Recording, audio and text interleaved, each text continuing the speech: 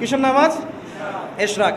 নবীজি বলেছেন কেউ যদি ফজরের নামাজ জামাতে পড়ে তারপরে সালাম ফিরানোর পর ওই জায়গাতেই বসে থাকে এবং জিকির আজগার করতে থাকে, সুবহানাল্লাহ 100 বার পড়লো, আস্তাগফিরুল্লাহ 100 বার পড়লো, ঠিক আছে, লা ইলাহা ইল্লাল্লাহ ওয়াহদাহু লা শারীকা লাহ লাহুল মুলকু ওয়া লাহুল হামদু ওয়া হুয়া আলা কুল্লি শাইইন কাদির, এগুলো পড়লো, তারপরে ধরেন দরুদ শরীফ পড়লো ইত্যাদি, জিকির আজগার শেষ করে সূর্য উঠে যাওয়ার পরে সে যদি 2 রাকাত নামাজ পড়ে, মাত্র 2 রাকাত, সে ফিরে যাবে একটা কবুল হজ, একটা কবুল ওমরার নেকি নিয়ে ফিরবে ইনশাআল্লাহ।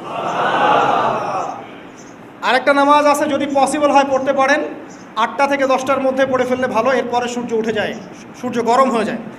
সেটা হলো আপনার এই চাশতের নামাজ, যেটাকে আমরা বলি সলাতুদ দুহা, চাশতের নামাজ।